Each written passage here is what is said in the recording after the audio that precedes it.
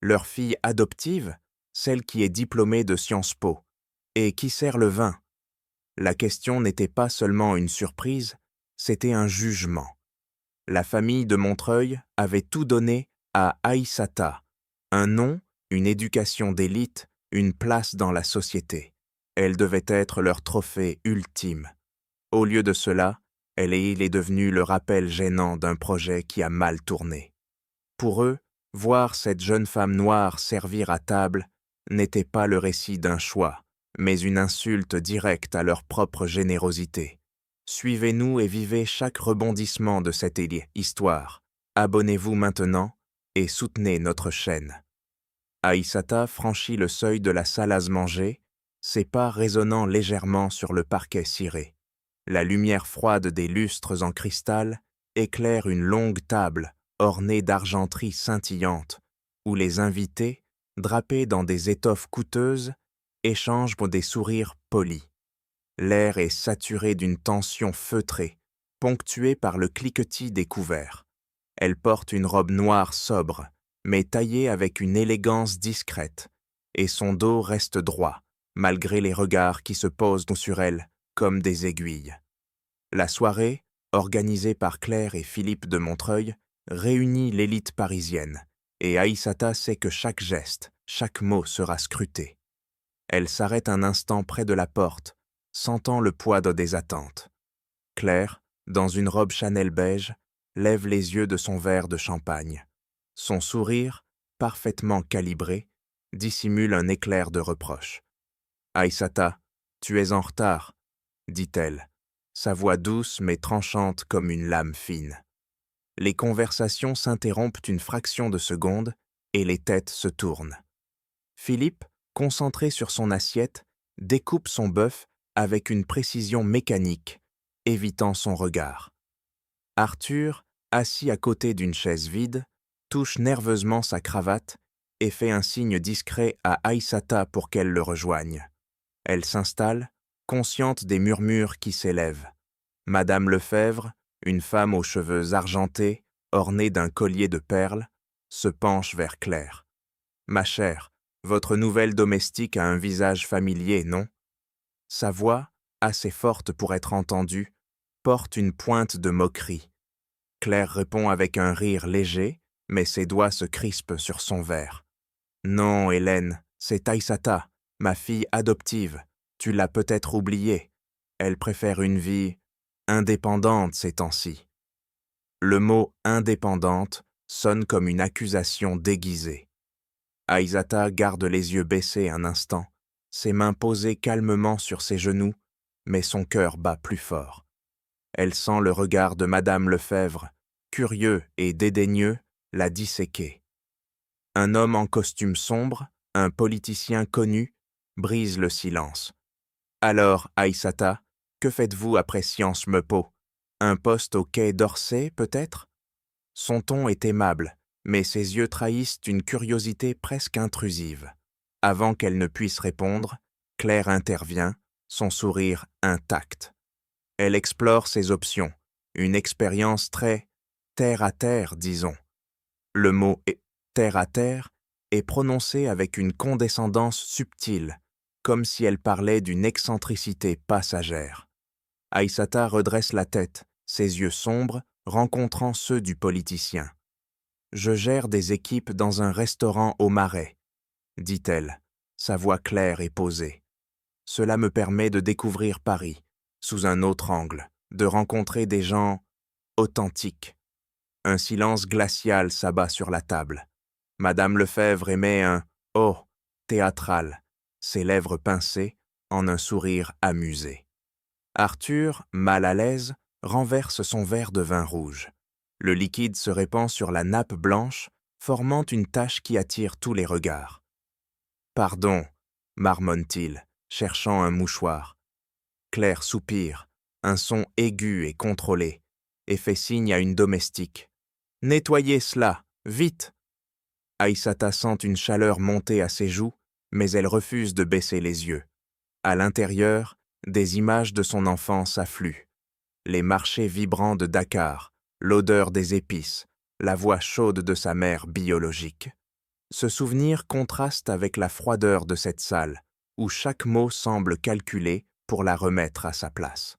Un autre invité, une femme en robe émeraude, relance « Gérer un restaurant avec un diplôme de Sciences Po, c'est audacieux ». Son ton oscille entre surprise et sarcasme. Aïssata sourit légèrement, une expression qui ne trahit ni colère ni faiblesse. Audacieux peut-être, mais c'est un choix, j'apprends beaucoup. Sa réponse, simple mais ferme, fait vaciller le sourire de la femme. Claire, sentant l'attention dériver, change de sujet, lançant une anecdote sur un gala récent. Les conversations reprennent, mais Aïssata sent toujours les regards en coin, comme des épingles sur sa peau. Elle se tient droite, son assiette presque intacte. Chaque bouchée est un effort, chaque sourire une armure. Elle pense à la solitude des années passées à Neuilly, à essayer de se fondre dans ce monde qui ne l'a jamais pleinement acceptée. Les leçons de maintien, les livres que Philippe lui conseillait, les silences imposés pour ne pas déranger Claire. Tout cela l'a façonnée, mais ne l'a pas brisée. Elle observe les invités, leurs gestes étudiés, leurs rires forcés, et comprend qu'elle ne veut plus jouer leur jeu.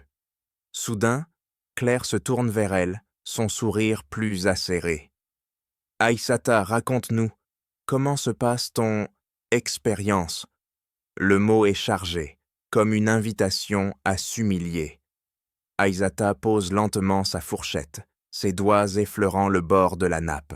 « C'est enrichissant, » répond-elle, sa voix calme mais inflexible. « J'apprends à naviguer entre les attentes des autres et les miennes. » Le sous-entendu est clair, et Claire cligne des yeux, déstabilisée. Philippe lève enfin la tête, un éclair de surprise dans son regard, mais il ne dit rien. Le dîner se prolonge, mais Aïssata sent qu'elle n'appartient pas à cette table. Les rires, les cliquetis des verres, tout sonne faux. Elle se lève, son mouvement fluide mais déterminé. « Je vous prie de m'excuser, j'ai un engagement tôt demain. » Sa voix reste polie, mais son regard, fixé un instant sur Claire, est une déclaration silencieuse. Elle traverse la salle, sentant les yeux dans son dos. Devant le grand miroir du vestibule, elle s'arrête. Son reflet lui renvoie une femme qui refuse de plier.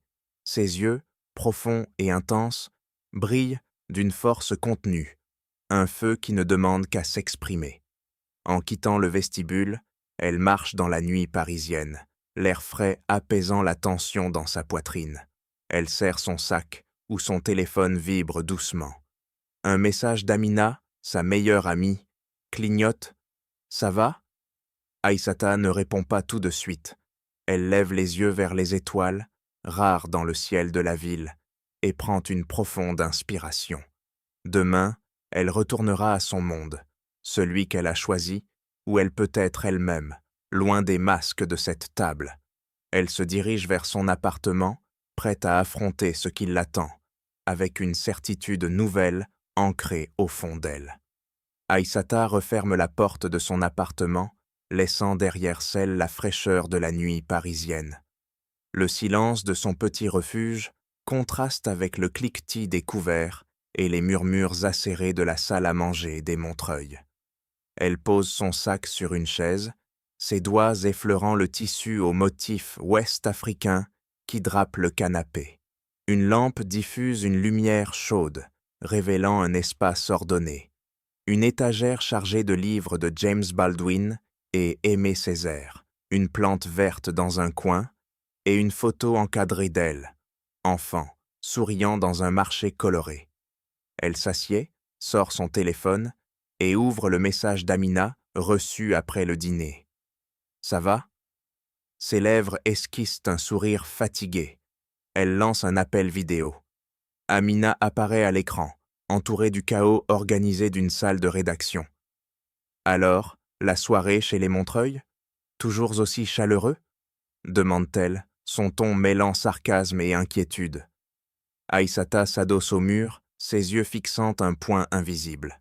Comme d'habitude, Claire et ses sourires, de verre, Philippe qui coupe sa viande comme un chirurgien, et les invités qui me regardent comme une curiosité. Sa voix est calme, mais ses doigts serpoquent le bord du canapé, trahissant une tension contenue. Amina secoue la tête. Ces gens, ils paradent avec leur bonté, tout en te mettant dans une boîte. Tu mérites mieux, Aïssata. Tu as étudié à Sciences Po, tu étais censé changer le monde, pas gérer des serveurs. Aïssata se lève, marche vers la fenêtre. Les lumières de Paris scintillent au loin, indifférentes. « Et qui dit que je ne change pas le monde ?» répond-elle, sa voix gagnant en fermeté. « Au restaurant, je décide, je résous des problèmes, je vois des gens sans masque, c'est réel. Pas comme leur dîner, où chaque mot est un calcul. » Elle pense à la tache de vin d'Arthur sur la nappe, à la voix de Claire, si douce mais si tranchante.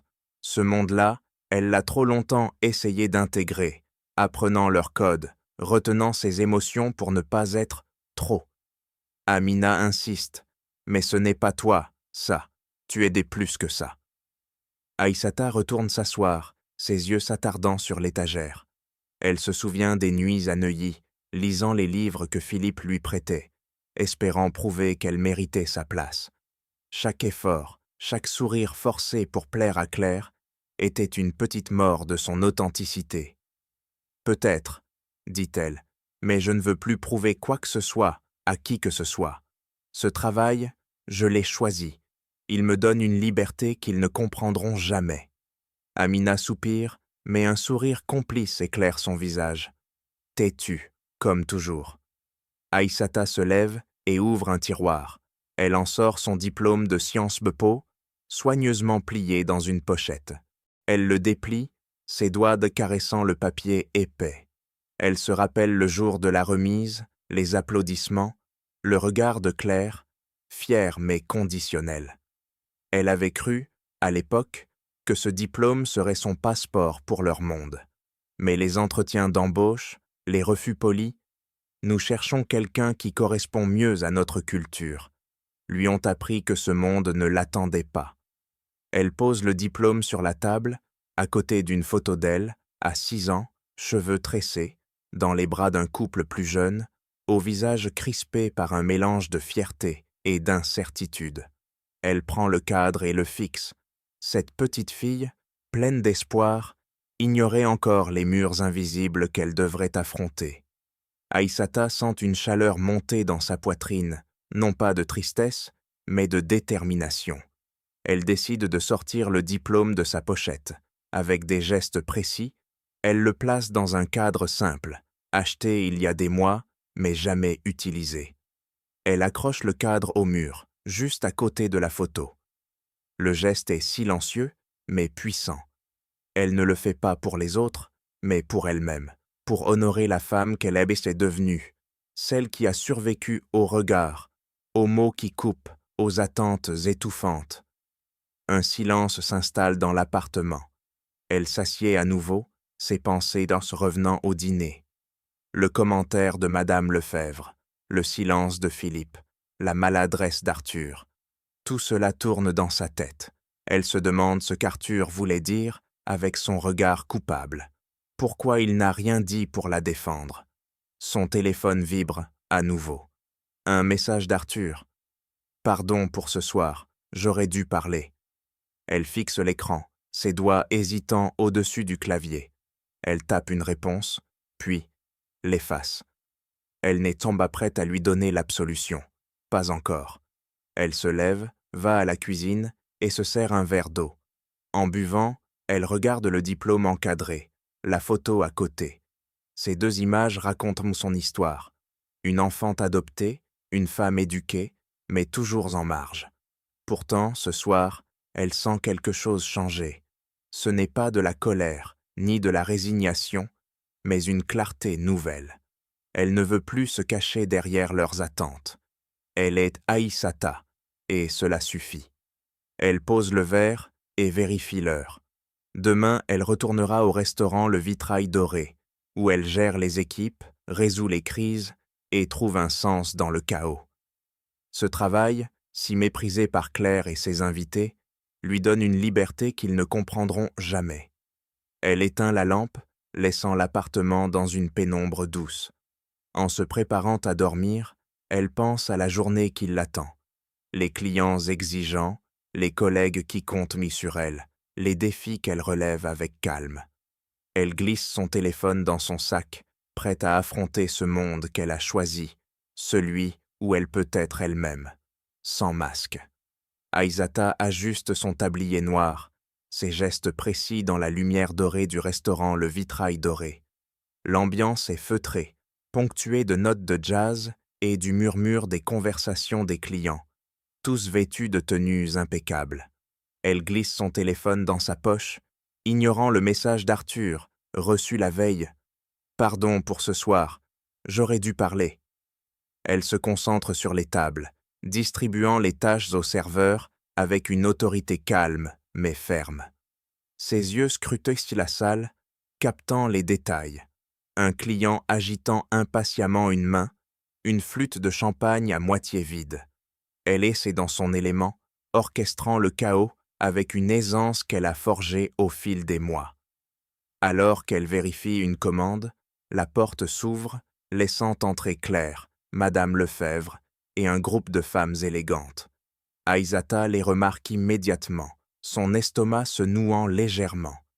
Claire, dans une robe Dior gris-perle, s'arrête net en l'apercevant. Ses lèvres se pincent, mais elle redresse vite son sourire habituel. Madame Lefebvre, collier de perles scintillant, chuchote assez fort pour que les tables voisines l'entendent. « Mon Dieu, Claire, c'est... votre fille? Sciences Po pour servir des plats? Quel gâchis !» Sa voix, mielleuse, porte une satisfaction cruelle. Claire, reprenant contenance, répond avec un rire crispé. Hélène, elle veut juste expérimenter la vie. Très courageux, vraiment. Le mot « courageux » sonne faux, comme si elle parlait d'une lubie infantile. Aïsata, assignée à leur table par le responsable, s'avance, son carnet de commandes à la main. « Bonsoir, mesdames, que puis-je vous proposer ?» Sa voix était professionnelle, son visage impassible, mais ses doigts paument le stylo un peu trop fort. Elle sent le regard de Claire, un mélange de honte et de contrôle, la transpercer. Madame Lefebvre, jouant avec son bracelet, commande avec une lenteur calculée. « Dites-moi, ma chère, ce vin, le Châteauneuf du Pape, d'où vient-il exactement ?» La question est un piège, une occasion de l'embarrasser. Aïsata, sans ciller, détaille l'origine du vin, sa région, son millésime, avec une clarté qui fait taire la table. Madame Lefebvre, déstabilisée, insiste. Intéressant. On dirait que Sciences Po enseigne aussi l'art de servir du vin. Un rire discret parcourt le groupe. Claire baisse les yeux sur son menu, ses joues légèrement rosies. Aïsata relève le menton, son regard planté dans celui de Madame Lefebvre. « Madame, la connaissance est utile partout, surtout quand il s'agit de comprendre ce qui compte vraiment, au-delà des apparences. » Sa voix, douce mais acérée, fait vaciller le sourire de son interlocutrice. Un silence tendu s'installe. Arthur, présent à la table, serre les poings sous la nappe, ses yeux fuyant ceux d'Aïsata. Claire, crispée, change de sujet en demandant des recommandations au chef. Aïsata note les commandes, son calme extérieur masquant la tempête à l'intérieur. Elle pense à la soirée précédente, à son diplôme désormais encadré, à sa décision de ne plus se plier aux attentes des autres. Alors qu'elle s'éloigne, une autre cliente, en robe bleu nuit, lance « Vous travaillez ici depuis longtemps, c'est inhabituel, non ?» Le ton est curieux, mais teinté de condescendance. Aïsata se retourne, un sourire professionnel aux lèvres. Assez longtemps pour savoir ce que chaque client attend avant même qu'il ne le dise. La réponse, légère mais incisive, provoque un rictus gêné chez la femme. Aïsata retourne à ses tortaches, sentant les regards dans son dos. Elle pense à sa conversation avec Amina, à cette idée de révolution par la dignité. Ce travail, qu'il méprise, est son choix, son espace de liberté. Dans la cuisine, loin des yeux des clients, elle s'appuie contre un comptoir, laissant l'adrénaline redescendre. Ses mains, encore crispées, se relâchent sous l'eau froide qu'elle fait couler sur ses poignets. Elle regarde son reflet dans un miroir terni au-dessus de l'évier. Ses yeux, d'abord voilés par la douleur des mots entendus, s'éclairent d'une lueur nouvelle, celle d'une femme qui refuse de se laisser réduire à leur jugement. Elle essuie ses mains, ajuste son tablier et retourne dans la salle, prête à affronter le reste de la soirée. Alors qu'elle passe près d'une table, son téléphone vibre discrètement. Un rapide coup d'œil révèle un email d'Amina, intitulé « Versailles, t'attends ». Elle lit les premières lignes, une invitation à prendre la parole lors d'un sommet sur l'égalité. Son pouls l'or s'accélère. Elle range son téléphone, un sourire discret naissant sur ses lèvres. Ce n'est pas seulement une opportunité, mais une chance de parler, de montrer qui elle est, loin des étiquettes qu'on lui impose. Elle relève la tête, son regard balayant la salle. Même ici, au milieu des rires et des jugements, elle sent qu'elle peut être plus qu'une ombre. En fin de service, elle vérifie une dernière fois les tables. Claire et son groupe sont partis, laissant un pourboire ostentatoire, comme pour acheter son silence. Aïssata le glisse dans la caisse commune sans un regard. Elle pense à l'email, à ce qui l'attend. En quittant le restaurant, elle marche dans la nuit, ses pas résonnant sur les pavés du marais. L'air frais emporte la lourdeur de la soirée. Elle sait que demain, elle retournera dans son appartement, ouvrira cet email et prendra une décision qui pourrait tout changer. Pour la première fois depuis longtemps, elle sent une force tranquille l'envahir, celle d'une femme prête à revendiquer sa voix. Aïssata referme la porte de son appartement, le silence de la pièce contrastant avec l'agitation du restaurant Le Vitrail doré qu'elle vient de quitter. La lumière tamisée d'une lampe éclaire le cadre de son diplôme de Sciences Po, accroché la veille, et la photo d'elle, enfant, souriant dans un marché vibrant.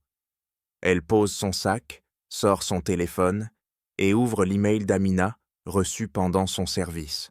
Versailles, t'attends.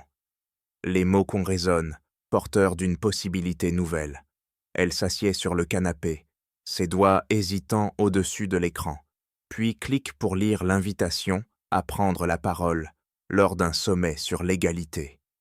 Son cœur bat plus vite, mais une ombre de doute la traverse. Elle se lève, traverse la pièce et ouvre une boîte en bois posée sur une étagère.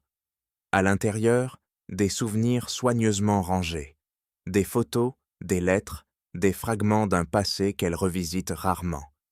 Elle sort une image de sa remise de diplôme où elle se tient entre Claire et Philippe, leur sourire figé par l'objectif.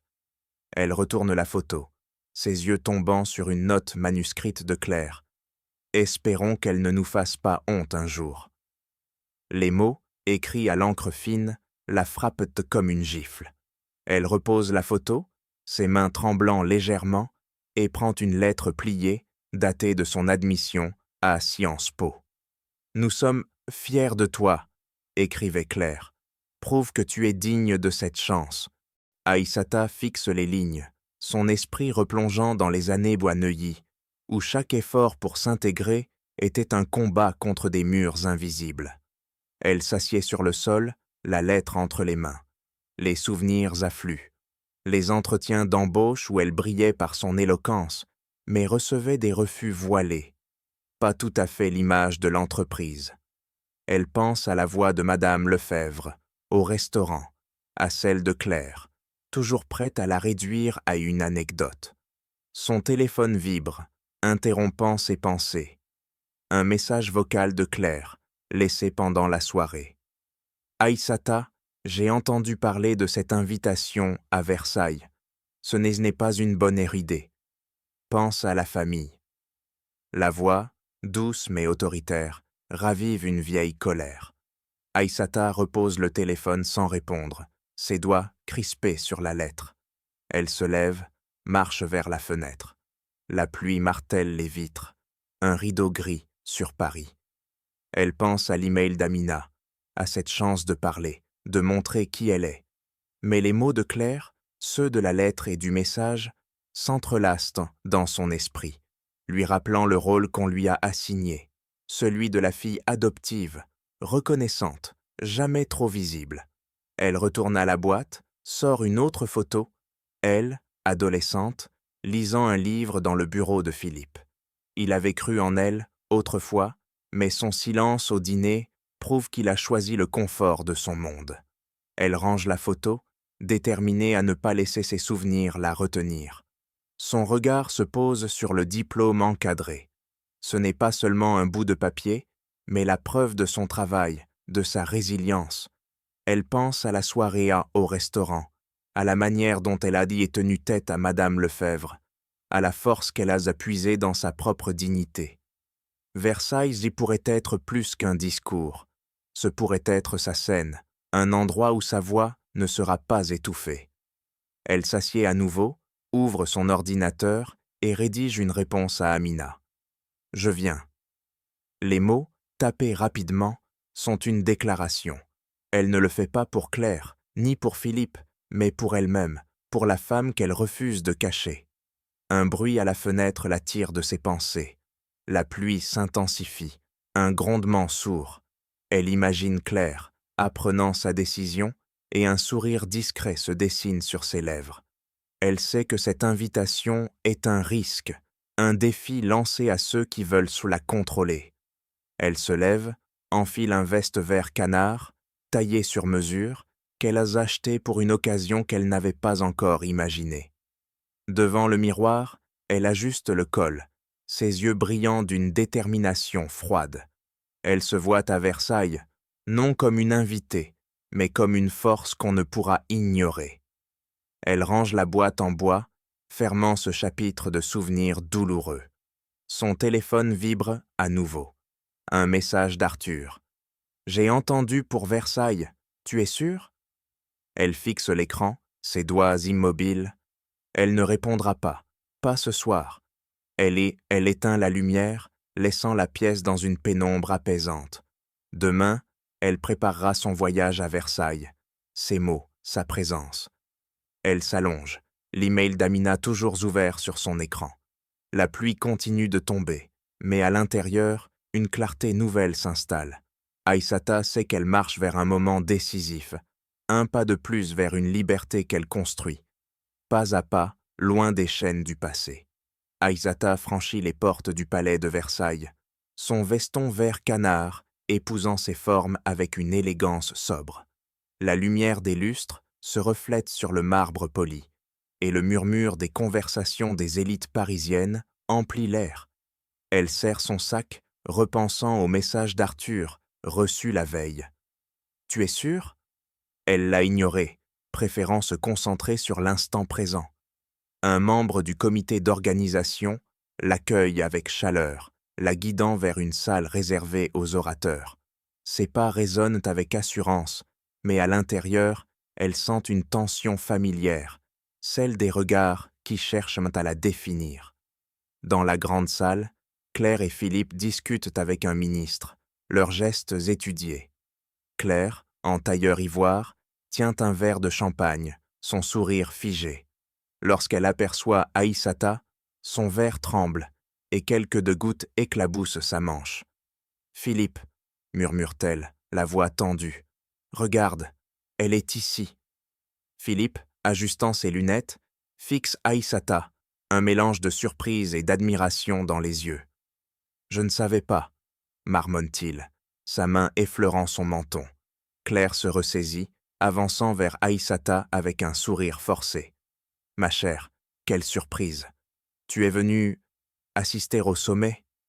Sa voix, mielleuse, cache une pointe d'anxiété. Aïssata, immobile, soutient son regard. « Pas tout à fait, Claire. Je suis l'oratrice principale. » Le mot pro-principal tombe comme une pierre dans l'eau. Claire blêmit, ses doigts crispés sur son verre. Philippe tout saute, détournant les yeux vers une tapisserie. Arthur, à quelques pas, observe la scène, ses mains triturant sa cravate. Aïssata sent la chaleur des souvenirs, le dîner où Claire l'a rabaissé, la note manuscrite qui l'a blessée. Mais elle redresse les épaules, sa voix intérieure lui rappelant pourquoi elle est là. Non pour se venger, mais pour être vue, pleinement. Claire tente de reprendre le contrôle. « C'est admirable », dit-elle, son sourire vacillant. « Mais tu sais, ce genre d'événement demande de la retenue. » Le sous-entendu est clair, ne parle pas de nous. Aïssata incline légèrement la tête, un sourire discret aux lèvres. La retenue, je connais, mais aujourd'hui, je parlerai de vérité. Claire ouvre la bouche, mais aucun son n'en sort. Un organisateur s'approche, interrompant la tension. « Madame Diop, nous sommes prêts pour votre répétition. » Aïssata hoche la tête et s'éloigne, sentant les yeux de Claire dans son dos. Dans un couloir orné de dorures, elle croise Amina, venue en tant que journaliste. « Tu vas les secouer » murmure Amina, un éclat complice dans les yeux. Aïssata sourit, mais son esprit est ailleurs. Elle pense à la note de Claire, à ces années où elle a beau tenter de se conformer à leurs attentes. Chaque refus d'emploi, chaque sourire condescendant l'a poussée à construire sa propre force. Elle ajuste son veston, ses doigts glissant sur le tissu. Ce n'est pas une armure, mais une affirmation. Elle essaie ici en tant qu'elle-même, pas en tant que leur création. Claire, restée en arrière, entraîne Philippe dans un coin. Si elle parle de nous, notre réputation, le fond, tout s'effondre, siffle-t-elle, sa voix tremblante. Philippe, pour la première fois, ne cède pas. Claire, dit-il, son ton bas mais ferme, elle ne fera rien de mesquin, elle a plus de dignité que nous. Claire se fige, ses yeux lançant des éclairs. Aïssata, à quelques mètres, surprend leur échange. Elle ne ressent ni triomphe ni colère, seulement une clarté. Elle ne parle pas pour les détruire, mais pour libérer sa voix. Un organisateur la guide vers une salle de préparation. Elle s'arrête devant un grand miroir, son reflet renvoyant une femme droite, ses yeux brillants d'une intensité froide. Elle aperçoit Claire, au loin, discutant avec un membre du comité, ses gestes nerveux suggérant une tentative d'influence. Aïssata sourit légèrement, puis se tourne vers l'organisateur. « Je suis prête », dit-elle, sa voix claire comme une lame. Il la conduit vers la sous-scène, où les techniciens ajustent les micros. Elle sent le poids de l'instant, mais aussi une liberté nouvelle. Elle n'est plus la fille adoptive devant prouver sa valeur. Elle est Aïssata, prête à parler. Elle monte sur l'estrade, ses pas mesurés. La salle s'étend devant elle, un océan de visages attendant ses mots. Claire et Philippe s'assoient au premier rang, leurs expressions figées. Arthur, plus loin, la regarde avec un mélange de culpabilité et d'espoir. Aïssata ajuste son micro, son regard balayant la foule. Elle pense à son appartement, au diplôme encadré, à la femme qu'elle a choisi de devenir. Elle prend une profonde inspiration, le silence de la salle l'enveloppant comme une cape. Elle est prête à dire ce qu'elle a toujours tu, à transformer les murmures en vérité. Aïssata se tient sur l'estrade, baignée par la lumière des projecteurs, son souffle régulier malgré le poids des regards dans la galerie des glaces. La foule, un mélange d'élite parisienne et de journalistes, s'installe dans un silence expectatif. Elle ajuste son micro, ses doigts effleurant le métal froid, prolongeant l'instant où elle s'est affirmée face à Claire dans le couloir. Ses yeux balayent sur la salle, croisant ceux de Claire, crispés au premier rang, et de Philippe, immobile, le visage fermé. Arthur, plus loin, se penche légèrement en avant, ses mains jointes comme pour retenir un espoir fragile. « Mesdames et messieurs », commence-t-elle, sa voix chaude et posée résonnant dans la salle. « On m'a dit, enfant, que pour être accepté, je devais ressembler à ceux qui m'entouraient. J'ai appris leurs mots, leurs manières, leur silence. Mais à quel prix? Elle marque une pause, laissant les mots flotter. La foule est attentive, certains hochent la tête, d'autres échangent donc des regards intrigués. Aïssata sent une énergie monter en elle, celle des années passées à se taire, à se conformer. Elle pense au restaurant, aux mots acerbes de Madame Lefebvre, à la note de Claire dans la boîte en bois. Chaque blessure devient une force. Nous parlons d'inclusion aujourd'hui, poursuit-elle, sa voix gagnant en puissance. Mais inclusion dans quoi? Un monde qui demande de cacher qui nous sommes? J'ai été adopté par une famille prestigieuse. Ils m'ont offert un toit, une éducation, mais aussi un rôle, celui de leur reflet, de leur générosité. Ils étaient fiers quand je brillais, mais mal à l'aise quand je choisissais ma propre voie. Un murmure parcourt la salle. Une femme en robe rouge hoche la tête, émue. Un homme en costume chuchote à son voisin, l'air désapprobateur. Claire serre son sac, ses articulations blanchies. Philippe baisse les yeux, ses lunettes glissant légèrement. Arthur, lui, regarde Aïssata avec une intensité nouvelle, comme s'il la voyait pour la première fois. Elle continue, son ton mêlant fermeté et émotion. J'ai travaillé dans un restaurant, servi des plats à certains d'entre vous. Quelques rires nerveux éclatent, vite étouffés. Ce n'était pas une chute, mais un choix de vivre avec dignité, sans masque. L'inclusion véritable n'est pas de se fondre dans un moule, mais d'avoir le courage d'être vu, tel qu'on est. Elle pense à son diplôme encadré, à l'enfant qu'elle éduquait, courant sur les marchés de Dakar. Cet enfant n'a jamais disparu. Elle est sexe-là, dans chaque mot qu'elle prononce. Un homme au fond lève la main, interrompant. Mais n'est-ce pas ingrat de critiquer ceux qui vous ont élevé?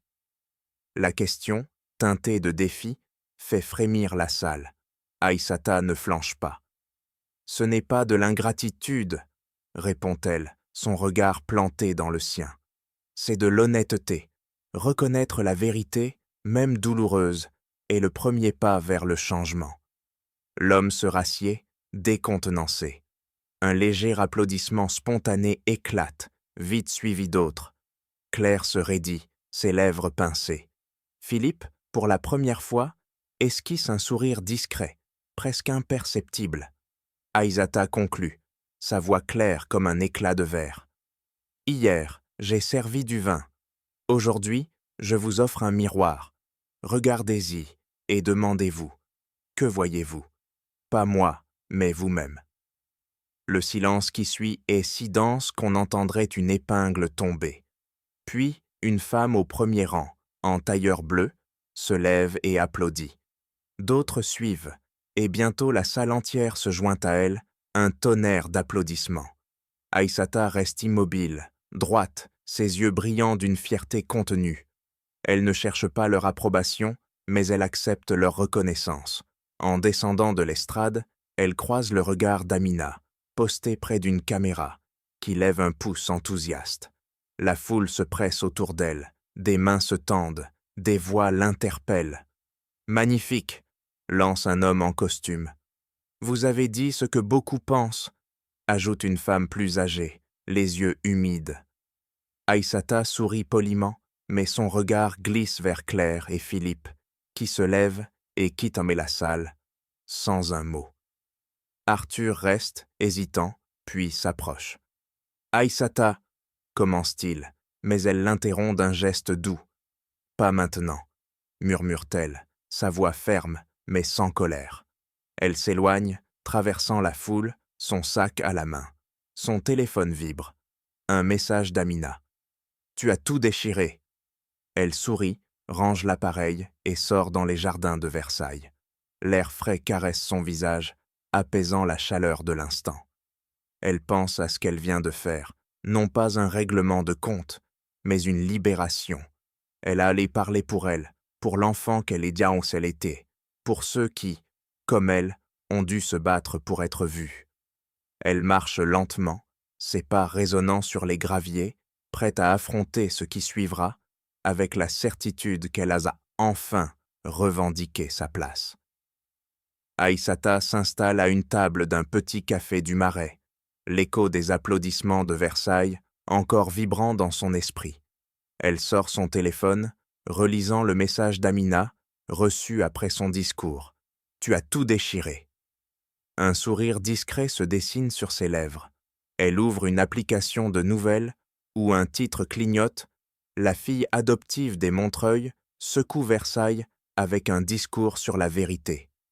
La vidéo de son intervention, déjà virale, montre des extraits de ces mots, son regard intense face à la foule.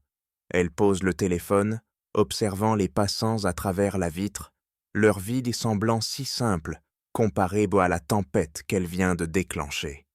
Dans une salle de réunion feutrée, Claire, en tailleur gris, fait face au conseil du Fonds Montreuil. Les visages sont tendus, les murmures acerbes. Un homme en costume sombre, président du conseil, parle d'un ton sec. « Votre image de bienfaitrice est compromise, Claire. Ce discours, c'est une attaque directe. Nous devons envisager votre retrait. » Claire, les mains crispées sur la table, tente de sourire. C'est un malentendu. Aïssata est impulsive. Je peux arranger ça. Mais son assurance vacille, ses yeux trahissant une panique rare. À des kilomètres de là, Philippe, dans son bureau, écoute un avocat. Une déclaration publique d'excuses limiterait les dégâts. Philippe hoche la tête, mais ses pensées sont ailleurs, revenant à l'expression d'Aïssata sur l'estrade, à cette dignité qu'il n'a jamais su défendre. Aïssata sirote son café, ignorant les regards curieux de quelques clients qui semblent pour la reconnaître. Son téléphone vibre. Un message d'Arthur. « Je suis au café. On peut parler ?» Elle hésite, repensant à son silence à Versailles, à ses excuses tardives après le dîner. Elle répond « D'accord ». Quelques minutes plus tard, Arthur entre, sa cravate légèrement de travers, ses yeux chargés de culpabilité. Il s'assied, triturant sa montre. « Aïssata, je suis désolé », commence-t-il, sa voix basse. « J'ai toujours été silencieux. Au dîner, au restaurant, même hier, j'aurais dû te défendre. » Aïssata le fixe, son regard calme mais perçant. « Le silence fait plus mal que les mots, Arthur, tu le sais. » Il baisse les yeux, ses doigts serrant le bord de la table. « Tu les as touchés, tu sais. Claire étant furieuse, Philippe perdu. Ton discours, il a révélé ce qu'il refusait de voir. » Aïssata secoue la tête, un sourire amer aux lèvres. « Je ne l'ai pas fait pour eux. Je l'ai fait pour moi, pour ceux qui doivent de se taire pour survivre. » Elle pense à son appartement, au diplôme encadré, à la liberté qu'elle a conquise en parlant. Arthur insiste. « Mais tu as changé quelque chose. Ils ne peuvent plus prétendre. » Aïssata incline la tête, sa voix douce mais ferme. « On ne peut pas ouvrir les yeux de ceux qui choisissent de les fermer. » Dans une scène parallèle, Claire arpente le salon de la maison des Montreuil, son téléphone à l'oreille. « Philippe, elle nous a humiliés !» siffle-t-elle. Philippe, à l'autre bout, répond d'une voix inhabituellement froide. « Peut-être avions-nous besoin de l'être. » Claire raccroche, ses mains tremblantes. Elle s'assied, fixant une photo de famille où Aïssata, adolescente, sourit timidement à ses côtés. Pour la première fois, elle se demande si elle a mal compris cette femme qu'elle a élevée. Au café, Arthur se penche vers Aïssata. « Je vais parler à Claire. Elle doit t'écouter, te respecter. » Aïssata pose une main sur la table, son regard adouci mais résolu. « Fais-le pour toi, Arthur, pas pour moi. Je n'ai plus besoin de leur approbation. » Elle se lève, son café à peine entamé. Arthur la regarde partir, ses mots résonnant dans son esprit. Aïssata sort, l'air frais du matin caressant son visage. Elle marche dans les rues du Marais, sentant un poids se dissiper. Son discours n'était pas une vengeance, mais une affirmation. Elle existe, et elle ne sera plus réduite à un rôle. son téléphone vibre à nouveau. Un email de l'Office des Nations Unies pour les droits humains s'affiche. Une invitation à rejoindre un comité consultatif sur l'égalité raciale. Elle s'arrête, lisant les mots avec attention. Un sentiment de clarté l'envahit, celui d'une femme qui a tracé son propre chemin. Elle range son téléphone, ses pas la menant vers le pont Alexandre III. Elle sait que cette opportunité est plus qu'un honneur. C'est une chance de porter sa voix plus loin, pour elle et pour d'autres. Elle s'appuie contre la rambarde, le vent soulevant ses cheveux, et sourit. Le monde, enfin, commence à la voir telle qu'elle est. Aïssata s'appuie contre la rambarde du pont Alexandre III, l'email de l'Office des Nations Unies encore frais dans son esprit. Le soleil matinal baigne Paris d'une lumière dorée, et le vent léger fait danser ses cheveux. Elle ferme les yeux, inspirant profondément, sentant la liberté couler dans ses veines comme une rivière longtemps retenue. Le tumulte de Versailles, les mots d'Arthur au café, tout cela s'estompe face à cette clarté nouvelle. Elle range son téléphone, ses doigts effleurant l'écran, et se remet à marcher, ses pas résonnant doucement sur le pavé. Elle traverse le pont, observant les passants. Un couple riant, un homme pressé en costume, une femme poussant un landau. Leur simplicité contraste avec la tempête qu'elle a à la traverser. Elle pense à la petite fille qu'elle est sur l'été, arrivée à Neuilly avec des rêves trop grands pour les murs qui l'entouraient. Chaque regard condescendant, chaque mot de Claire, chaque silence de Philippe a forgé la femme qu'elle est aujourd'hui. Mais ce n'est plus une armure, c'est une force, une dignité qu'elle porte comme une seconde peau. Elle sourit, un sourire vrai, dépourvu de l'amertume des jours passés. Dans la maison des Montreuil, l'atmosphère est si lourde. Arthur, debout face à Claire dans le salon, parle d'une voix ferme, inhabituelle. Tu dois lui parler, Claire, lui présenter des excuses. Claire, assise sur un fauteuil, serre un coussin, ses lèvres pincées. Des excuses? Pourquoi? L'avoir accueillie, éduquée. Arthur secoue la tête. Pour l'avoir forcée à être ce que tu voulais, pas ce qu'elle est. Philippe, près de la fenêtre, se retourne lentement. Il a raison, Claire, dit-il, sa voix basse mais lourde. Nous l'avons aimée, mais à nos conditions. Claire se fige, ses yeux brillants d'une colère contenue, mais elle ne répond pas. Pour la première fois, elle semble à court de mots. Aïssata, loin de ce tumulte, continue sa promenade. Son téléphone vibre, un message d'une ancienne collègue du restaurant. « J'ai vu ton discours. On veut te proposer un projet communautaire ici, au Marais. Tu es partante ?» Elle s'arrête, lisant les mots avec un mélange de surprise et de chaleur.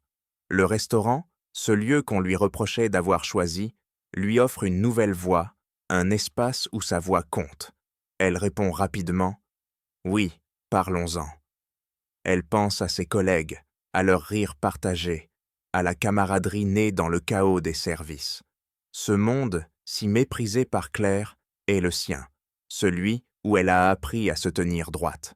Un passant la reconnaît, un jeune homme en veste de cuir. Vous êtes la femme de Versailles, non? Votre discours, c'était fort. Il sourit, un peu intimidé. Aïssata hoche la tête, son regard doux mais assuré. Merci, dit-elle simplement, continuant son chemin. Elle n'a plus besoin de leurs éloges, mais chaque mot d'encouragement est une confirmation. Elle n'est plus invisible.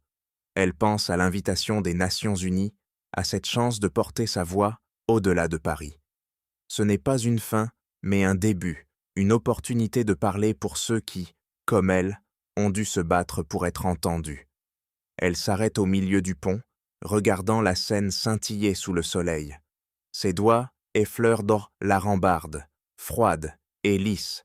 Elle ne voit plus la petite fille apeurée, ni la jeune femme cherchant l'approbation de Claire. Elle voit Aïssata, libre, entière, une femme qui a transformé la douleur en puissance. Elle murmure pour elle-même « Tu l'as fait ». Les mots sont simples, mais ils portent le poids de son parcours, de chaque pas qu'elle a fait pour arriver ici. Son téléphone vibre à nouveau. Amina, au bout du fil, parle d'une voix excitée. « Aïssata, il parle de toi partout. L'ONU veut te rencontrer la semaine prochaine. Tu vas tout déchirer, comme à Versailles. » Aïssata rit, un rire léger, libéré. « On verra, » répond-elle, mais son ton est confiant. Elle raccroche, ses yeux fixant l'horizon. Paris, avec ses ponts et ses ombres, n'est plus une ville qui la juge. C'est une ville qu'elle revendique, où elle trace son propre chemin. Elle reprend sa marche, ses pas plus légers. Le vent souffle, emportant les dernières traces de doute. Elle n'est plus la fille adoptive définie par les attentes des autres, ni la serveuse moquée par ceux qui ne la comprennent pas. Elle est Aïssata, une voix qui résonne, une présence qui ne s'efface pas. Le soleil grimpe dans le ciel, baignant le pont d'une lumière éclatante. Elle s'éloigne, silhouette droite contre l'éclat de la ville, portant en elle une dignité inaltérable. La caméra s'éloigne lentement, laissant apparaître une inscription. Pour toutes les voix, réduites au silence. Merci d'avoir suivi l'histoire d'Aïssata, un voyage de dignité et de courage face aux jugements et aux attentes. Nous espérons que cette histoire vous a touché et inspiré. Partagez vos réflexions et ressentis dans les commentaires. Votre voix compte. Merci pour votre présence et votre soutien. À très bientôt pour une nouvelle histoire qui, nous l'espérons, vous émouvra autant